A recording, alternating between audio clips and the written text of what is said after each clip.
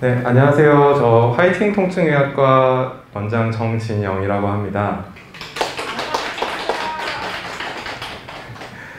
오늘 말씀드릴 것들은 이제 척추, 허리, 목, 이제 척추 질환에 대해서 말씀을 드릴 거예요. 이제 왜 아픈지, 그래서 뭘 어떻게 해야 되는지, 그게 제일 궁금하실 거라서 그거 위주로 말씀을 드릴게요. 보통 이제 척추 질환이라고 하면은 흔히 생각하는 게 디스크, 협착 이런 거잖아요. 이제 척추 질환은 디스크의 퇴행성 변화가 이제 나타나서 그런 것들이 통증을 만들어내는 걸 얘기를 해요. 여기는 이제 80% 이상이라고 되어 있는데 사실 100% 허리 한 번쯤은 다 아프시죠? 제 허리 척추를 보면은 위쪽이 목뼈는 7개가 있고 요거는 앞쪽으로 이렇게 C자 형태, 이렇게 C자 형태가 있어야 되고 등뼈는 12개 거꾸로 된 C자, 허리는 5개, 그 다음에 엉치뼈는 5개 이렇게 쭉 있는데 보통은 등뼈에서는 문제가 잘 안 생기고요. 보통 허리 많이 아파하시고 그래요. 척추는 무슨 일을 할까요? 척추의 기능이 뭘까요?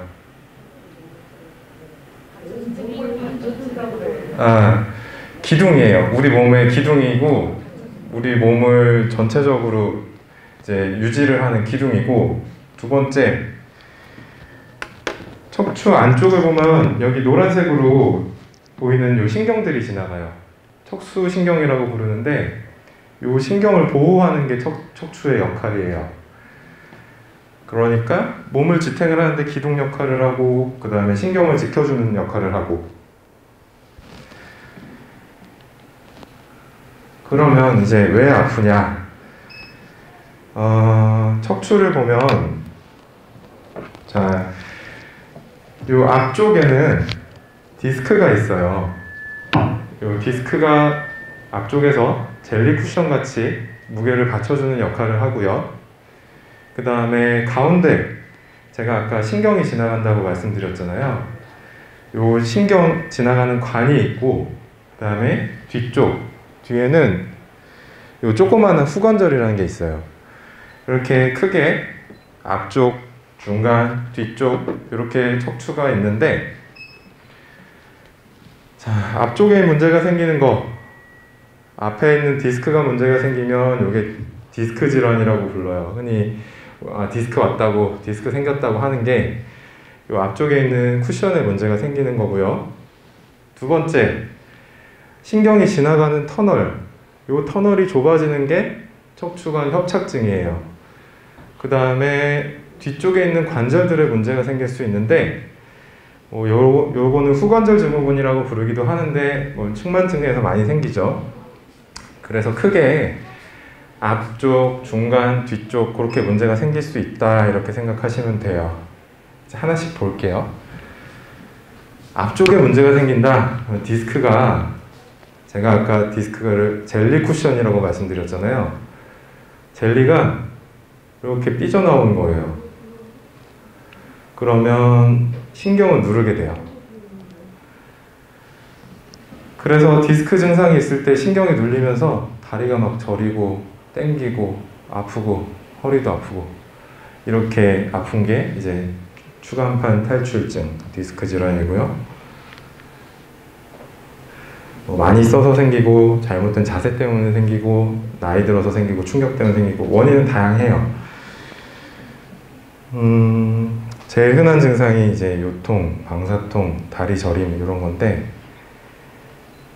다리가 저리면, 허리가 아프면서 다리가 저리면 내 허리에서 지금 신경이 눌리고 있구나 이렇게 생각하셔야 돼요. 그래서 2주 이상 아프다 그러면 이제 병원 가보셔야 돼요. 근육통이 2주까지 가지 않거든요. 단순히 근육만 아파가지고는 2주 이상 가지 않으니까 2주 이상 허리 통증이 있으면 병원 가서 엑스레이도 찍고 그러셔야 되고, 몸을 앞으로 이렇게 숙일 때 다리가 막 쩌릿쩌릿하다 그러면 신경이 문제가 있구나 이렇게 생각하셔야 돼요.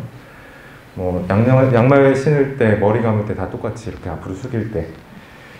그 다음에 요거 중요한데, 까치발.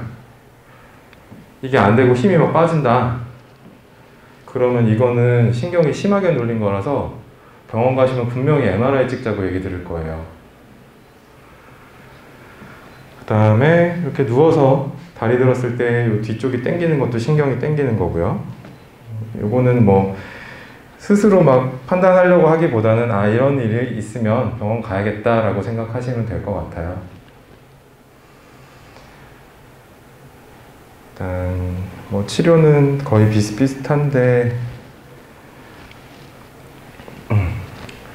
심하지 않을 때, 얼마 안 아플 때는 약 먹고 쉬고 물리치료하고 이러면 되는데 많이 아파지면 이걸로 안 되는 경우가 굉장히 많아요. 특히 어르신들은. 이런 경우에는 단계가 있어요. 치료의 단계가. 약으로 안 들으면 그 다음에 뭐 해야 될 것 같아요? 주사 놔야겠죠. 주사 같은 경우에는 여기 신경 뿌리, 이 신경이 나오는 구멍들에다가 바늘을 집어넣고 주사를 해요. 제가 주사를 하는 사람이고, 주사를 해서 좋아지면 그 다음에는 꾸준히 운동하면서 더 나빠지지 않게 지켜나가야 돼요. 주사 맞고 좋아졌다고 아, 아프면 주사 맞으면 되지? 라고 생각하면 끝도 없어요. 계속 주사 맞으셔야 돼. 근데 그리고 주사는 제가 치료를 할 때 쓸 수 있는 횟수가 정해져 있어요. 1년에 몇 번 이내. 당 있으면 당 조절도 잘 안 될 거고, 주사 맞으면. 주사는 무한정 쓸 수 있는 게 아니라서 주사를 하다가 막 한 달마다 주사를 해야 되는 상황이 오면은 그때는 이제 그 다음 단계를 고려를 해야 돼요. 시술을 하거나 수술을 하거나. 수술이라는 거는 지금 이렇게 튀어나와 있는, 빨간색으로 튀어나와 있는 부분을 직접 떼내는 거예요. 그러면 왜 처음부터 안 떼고 주사를 하죠? 여기 디스크가 튀어나와서 신경을 누르면 제가 아까 아프다고 말씀드렸잖아요. 그럼 처음부터 떼면 좋을 텐데 왜 처음부터 안 떼고 주사를 할까요?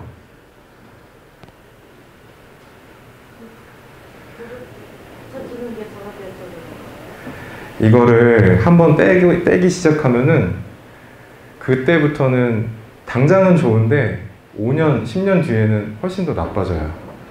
그래서 지금은 채울 수 있는 게 없어요. 아직까지는. 그래서 이제 2000년대 초반만 해도 디스크 있으면 다 수술했거든요. 근데 그때 그러고 나서 연구를 해보니까 5년 지나니까 더 안 좋은 거예요. 그래서 지금은 웬만하면 수술은 최후까지 미루다가 주사를 하든 시술을 하든 버틸 수 있을 때까지 버티다가 안 되면 그때 수술하는 게 답이라고 돼 있어요. 디스크든 협착이든 다 마찬가지로. 물론 아까 제가 말씀드린 그 까치발이 안 된다든지 그러면 바로 수술을 해야 되는 경우도 있지만 수술이 능사가 아니라는 거. 처음 튀어나온 거 떼면 되는 거 아니야? 이렇게 간단하게 생각할 문제는 아니에요.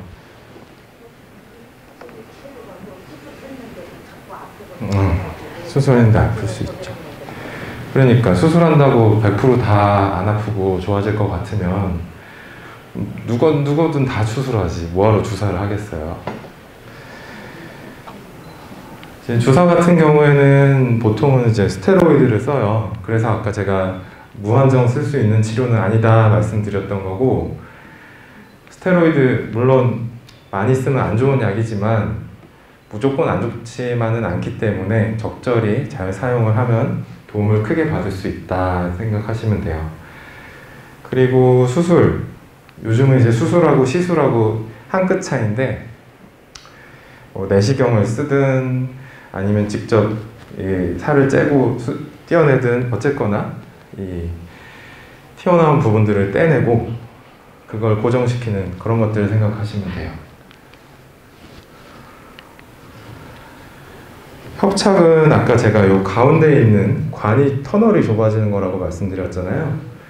요것도 방금 말씀드렸던 디스크랑 사실은 대동소이해요. 신경이 눌려서 증상이 생기는 거고 뭐 때문에 눌리냐 그 차이인 거예요.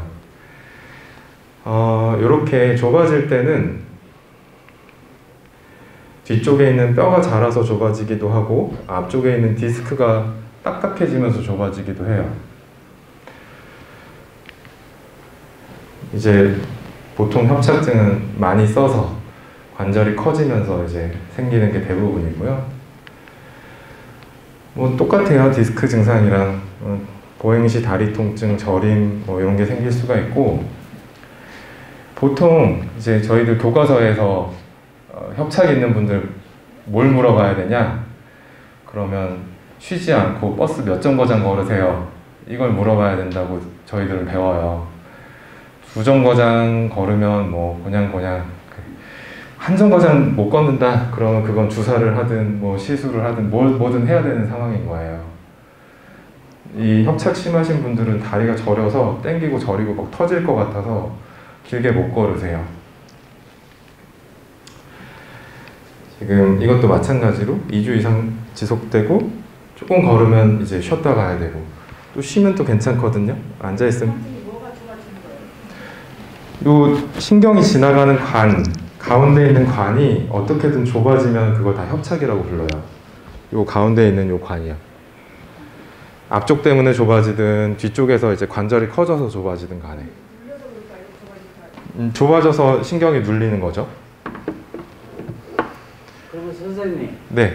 요새 언론에서 많이 나오는 게 추간판 파열증하고 척추관 협착증이잖아요. 네. 그걸 동일시한다는 게 맞는 겁니까, 그럼?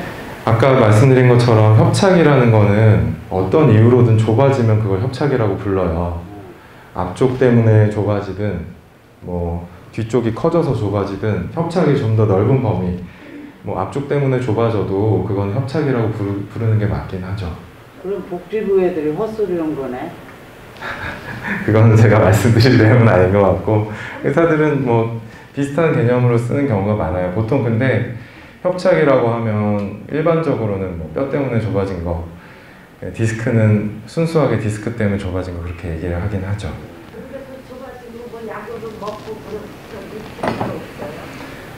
아직까지는 없어요. 저도 그 좁아진 거 넓히는 거 그냥 약이든 주사든 하면 좋겠는데 아직까지는 없어요.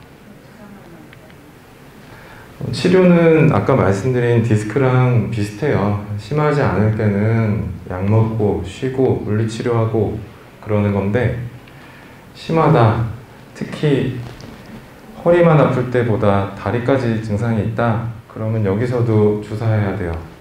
주사하다가 안 되면 이거는 사실은 협착 같은 경우에는 시술보다는 수술로 바로 가는 편이에요. 수술이라고 하면 그 가운데 있는 터널이 좁아졌다고 말씀드렸잖아요. 뒤쪽을 터주는 거죠.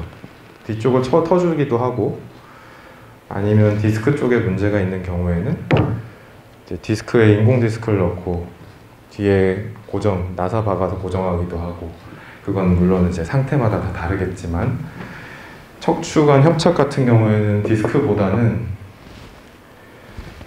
할 수 있는 게 별로 없어요. 그러니까 시술, 뭐 내시경을 한다든지 신경 성형술을 한다든지 그러기에는 디스크는 그래도 조금 몰캉몰캉 젤리 쿠션 같은데 뼈는 딱딱하잖아요. 그러니까 바로 수술로 넘어가는 경우들이 많아요.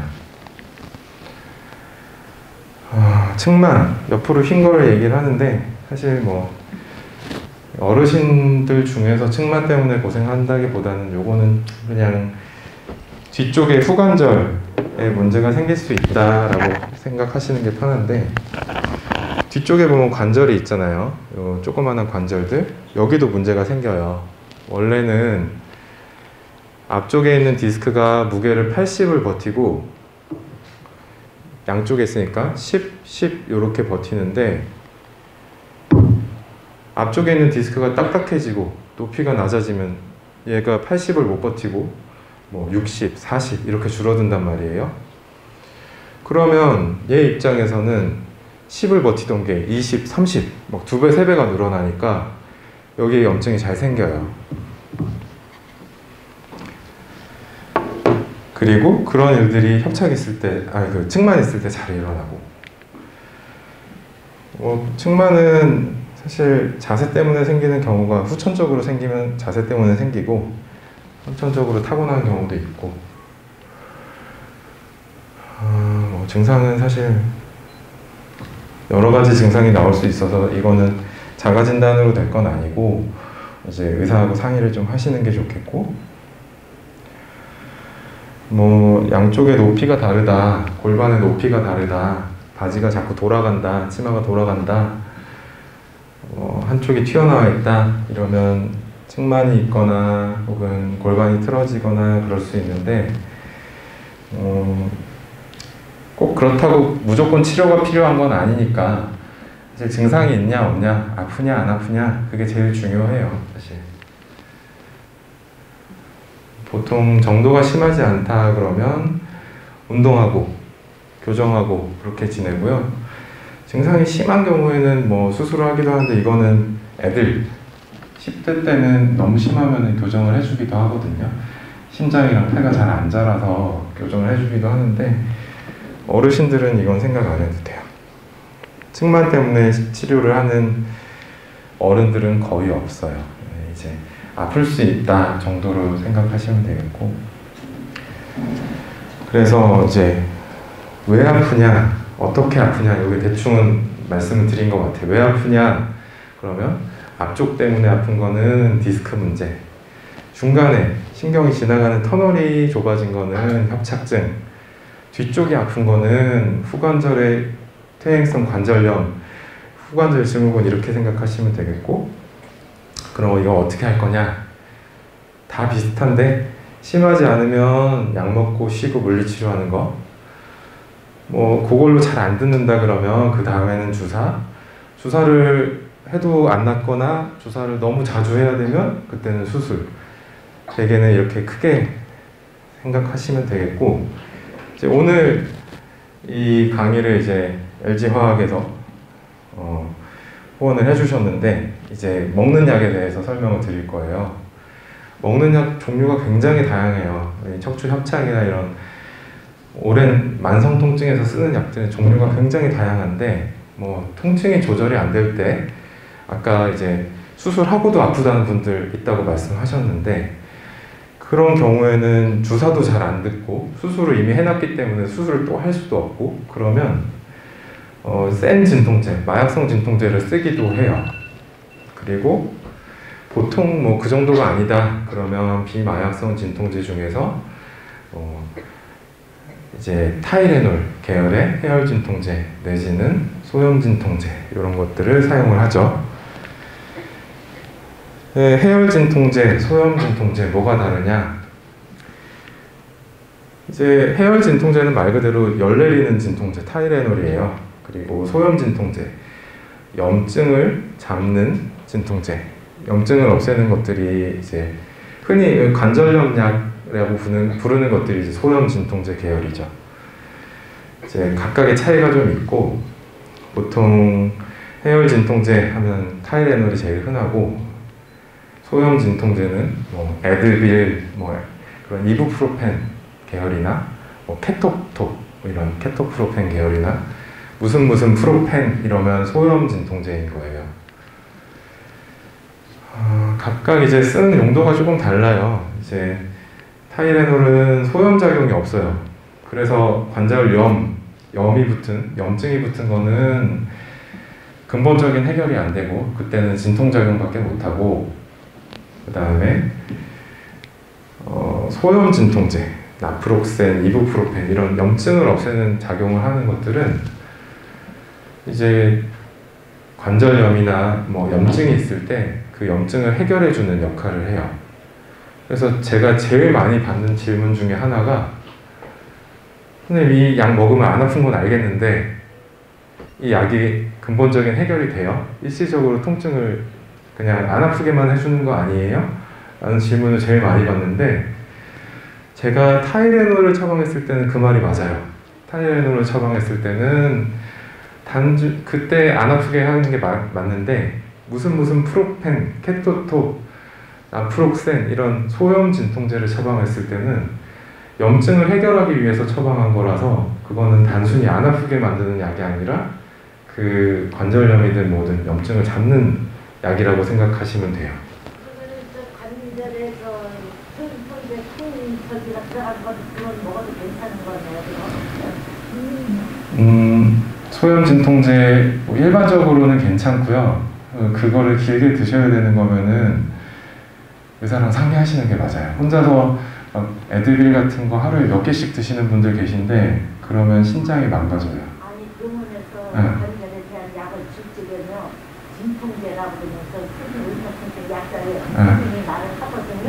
그럼 그것이 꼭 들어가 있어요. 맞아요. 보통 어디 가든 정형외과, 신경외과, 통증의학과 다 소염 진통제 처방하는데 단순히 안 아프게 하는 약은 아니라서 드시면 돼요. 근데 이제 소염 진통제 쓸 때 제일 문제가 뭐냐? 배 아파요. 가스 차는 느낌도 나고 어떤 분들은 변비 생기고 어떤 분들은 콕콕 쑤신다 그러는데 뭐 기간에 따라 좀 다르지만 4명 중에 1명은 배가 아프다 하는 분들이 이제 결과가 있고 심한 분들은 한 2번 먹어도 배가 아플 수 있어요. 이게 제일 문제인데 그래서 이제 의사들이 고민을 했죠. 이걸 어떻게 해결해야 되나. 그래서 이제 합쳐진 약들이 나왔어요. 이 위보제랑 소염 진통제를 합친 약들. 이제 그런 약들이 요 하나를 가지고 소염 진통제 작용하고 위보제 작용하고 같이 편하게 먹을 수 있도록. 보통 이제 소염 진통제 처방하면 소화제 처방이 줄줄이 막 딸려 나가거든요. 그럼 약이 막 한 움큼이 되는 거예요. 그럼 약 먹는 것도 힘들고 그러니까 이제 하나로 합쳐놓은 약들이 생겼어요. 이제 그런 것들이 있으니까 그런 것들은 처방 받으실 때 상의를 좀 하시면 될 것 같아요. 이제 LG에서 나온 비모보 같은 약들이 그런 거죠. 네. 그래서 이제 진통제를 먹을 때 그냥 일반적인 내용들이죠. 이거는 뭐 규칙적으로 식사하시고 드시는 게 좋고 그래야지 배가 덜 아프고 그 다음에 이 스트레스 이런 거 뭐 받지 않게 이렇게 하면 좀 더 효과를 크게 볼 수 있다 이렇게 생각하시면 되고 명심하실 거는 소염 진통제는 마음대로 하루에 3개, 4개 드시면 절대 안 돼요. 이거는 신장이 망가질 수 있는 약이니까 꼭 처방 받은 대로 드셔야 된다는 거. 그 다음에 척추 건강에 해로운 습관보다는 제가 좋은 걸 알려드려야 될 것 같은데 우리 척추 건강에 제일 좋은 자세는 우리 몸이 옆에서 봤을 때 일직선이 되는 자세를 가지시는 게 제일 좋아요. 누가 머리를 위로 이렇게 잡아 뽑는 것처럼. 처음에는 조금 힘들 수도 있어요. 안 쓰던 근육도 써야 되고 이렇게 하면은 막 더 뻐근한 것 같기도 하고 근데 이 근육들이 좀 단련되고 나면 이렇게 똑바로 있는 게 훨씬 더 편하실 거예요. 구부정한 게 편하다고 계속 구부정하면 목 아픈 거, 허리 아픈 거 해결이 안 돼요. 그러니까 조금 불편해도 이렇게 계속 똑바른 자세를 취하는 것들을 연습을 좀 하셔야 되고요. 그 다음에 바닥에 쪼그려 앉는 거 요거는 안 하시는 게 좋아요. 그러니까 뭐 양반다리하고 좌식으로 앉는 거 있죠. 그런 것들은 허리에 굉장히 안 좋거든요. 실제로 저희 저 전공의할 때 회식 잡을 때 양반다리하고 잡는 데 가면 교수님들 혼났어요. 길 가부자도 안 좋겠네요. 네? 길 가부자 하는 것도 안 좋겠네요. 네, 허리에는 좋진 않아요. 네? 허리에 좋지 않아요. 가부좌 하는 거. 웬만하면 허리 아프신 분들 의자에 앉으시고요. 그 다음에 의자에 앉을 때도 비스듬하게 누우면 안 돼요. 아까 제가 이렇게 일직선이 되도록 똑바른 자세 하라고 말씀드렸잖아요. 그 의자에 앉을 때 똑같아요. 앞으로 숙여지거나 뒤로 눕혀지거나 그러면 허리에 부담이 되니까 항상 이렇게 의자에 앉을 때도 누가 머리 위로 잡아 뽑는 것처럼 똑바로 앉으셔야 돼요. 선생님, 물건하면 그런 건 어떻게? 물구나무요? 네. 저는 매일 하는데. 물구나무 서는 거는 뭐 크게 상관은 없을 것 같은데요. 네, 뭐 좋다 나쁘다 얘기할 건 아닌 것 같고. 그다음에 베개 질문 진짜 많이 받는데 베개 늘 이제 목 아파서 오시는 분들 물어보시거든요. 베개는 지금까지 과학적으로 밝혀진 건 딱 두 가지밖에 없어요. 요즘 뭐 기능성 베개 막 비싼 거 수십만 원짜리도 많고 그런데 그런 거는 사실 호불호가 되게 갈리고 과학적으로 밝혀진 건 딱 두 가지. 첫 번째는 높이예요. 높이가 사람이 내가 똑바로만 누워서 잘 수가 없잖아요. 사람이 자다 보면 돌아 눕기도 하고 그런데 옆으로 누웠을 때 내 척추가 일직선이 되는지 보셔야 돼요. 고개가 이렇게 떨어지거나 고개가 이렇게 올라가면 그건 높이가 안 맞는 거예요. 그러니까 척추가 이렇게 일직선이 되는 높이를 찾으셔야 되고 그 높이를 만족한다면 두 번째는 목 뒤쪽을 받쳐주는 요즘 경추베개라고 나온 것들은 다 그렇게 생겼잖아요. 그런 형태로 생긴 거 그렇게 쓰시면 돼요. 물론 이것도 이제 처음에 베개 바꾸면은 좀 불편하죠. 이제 내가 쓰던 베개보다 높거나 낮으면 처음에 좀 불편한데 조금 적응하고 쓰시면 훨씬 더 좋으실 거예요. 처음에 몇 달 정도, 며칠 정도는 좀 불편하실 수 있지만 높이 잘 찾아서 쓰시면 훨씬 나아요. 네? 사람마다 체형이 다르니까 사실 똑바로 옆으로 누웠을 때 저같이 큰 사람들은 10cm 받쳐줘야 되는데 예, 체구가 작으신 분들은 7cm 받쳐야 되기도 하고 그거는 좀 찾아보셔야 돼요. 내가 옆으로 누웠을 때 그 척추가 떨어지지 않는 척추가 기울어지지 않는 높이가 어느 정도인지는 사람마다 다 달라요. 딱딱한 거? 어느 정도 쿠션이 좀 있어야 돼요. 딱딱한 거는 충격 흡수가 안 되고 그래서 물론 이제 어느 정도로 푹신한지는 사람마다 이제 그 취향의 차이는 있겠는데 너무 딱딱한 건 좋지 않아요. 바로 누울 때도 받쳐주는 게 없습니까? 바로 누울 때 받쳐줘야 바로 돼요. 누울 때도. 네.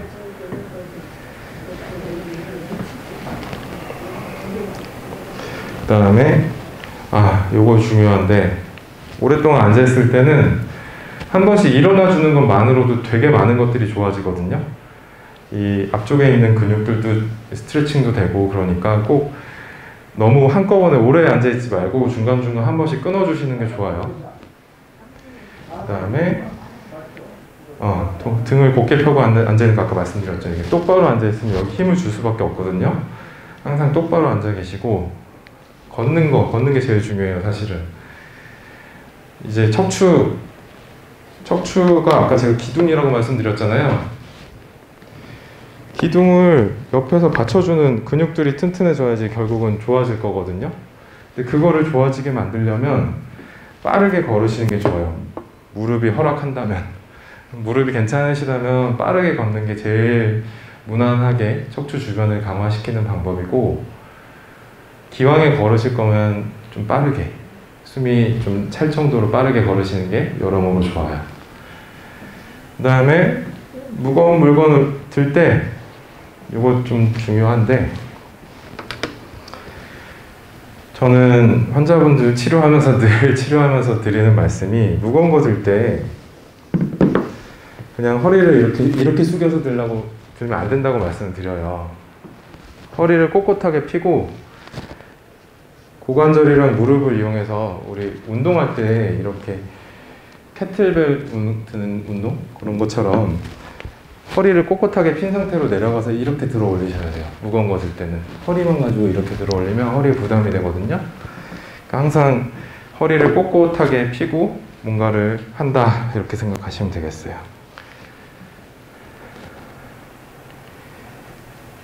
네, 요렇게 운동할 때처럼 운동이 제일 중요해요, 사실. 뭐 이런 코브라 자세나 엉덩이 들어 올리는 거, 플랭크 이런 거 다 좋은데 요거는 걷기부터 우선 먼저 잘 하신 다음에 하세요.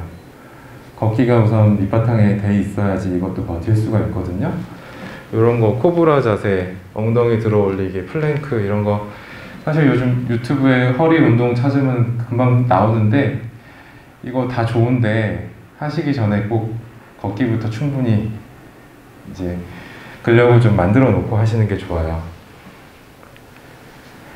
네, 제가 준비한 건 다 끝났고 오늘 일단은 말씀드리고 싶은 내용은 많았는데 이게 너무 많은 내용이라서 사실 제대로 전달이 됐는지 모르겠는데 다들 열심히 잘 들려주셔서 너무 감사합니다. 네.